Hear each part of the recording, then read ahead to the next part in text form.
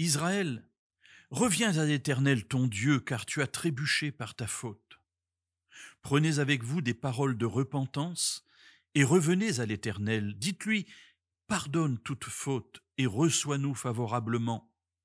Nous t'offrirons, au lieu de taureau, l'hommage de nos lèvres.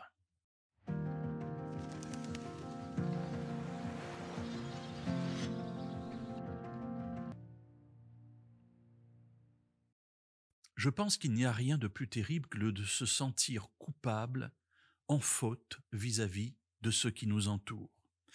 Et encore davantage, coupable et en faute vis-à-vis de Dieu.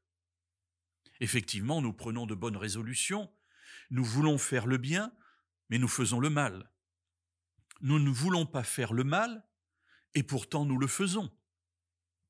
Bref, on se trouve très souvent en décalage avec ce que nous connaissons de la volonté de Dieu pour nous. Alors très souvent, la réaction c'est de se cacher, comme Adam et Ève, qui après avoir péché, se cachent de Dieu.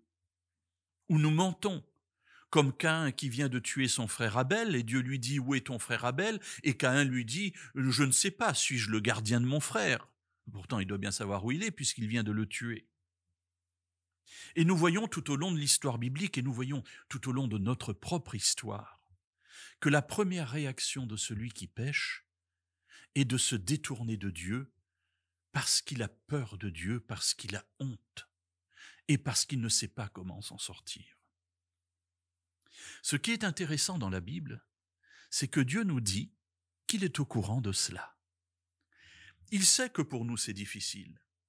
Alors dans la plupart des cas, j'allais dire dans tous les cas, mais je ne connais pas la vie de tout le monde sur terre, donc je dis dans la plupart des cas, c'est lui qui fera le premier pas. Il l'a fait avec Adam, il l'a fait avec Caïn, il le fait avec Pierre, il l'a fait avec moi. À chaque fois, c'est lui qui fait le premier pas pour venir vers moi, pour venir vers nous.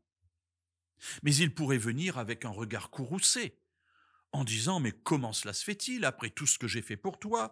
Encore une fois, tu es tombé, ça fait 25 fois que tu me dis que tu ne tomberas plus, et pourtant, c'est la 26e fois maintenant que tu tombes. J'en ai assez. » Et pas du tout. Dieu s'approche toujours de nous avec un regard rempli d'amour et de compassion, parce qu'il sait que nous sommes humains, que nous sommes faibles, que nous sommes pécheurs, et que c'est difficile pour nous. Alors, dans le passage que nous avons lu, remarquez qu'ici, le cri qui est poussé, c'est « Israël, reviens à l'Éternel ton Dieu, car tu as trébuché par ta faute. Prenez avec vous des paroles de repentance et revenez à l'Éternel. Osez, c'est que Dieu est bien disposé vis-à-vis de son peuple. » Et cela, mes amis, c'est quelque chose d'extraordinaire parce que lorsque nous tombons, je le répète, nous avons un mauvais état d'esprit en nous qui fait que nous nous détournons de Dieu. Or, Dieu a toujours un regard favorable sur nous.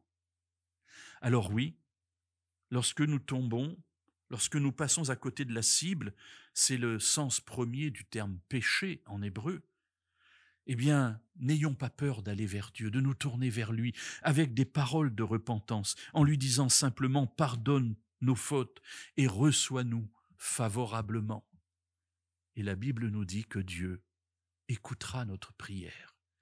Et nous aurons à nouveau la conscience de la présence de Dieu qui aura toujours été à côté de nous.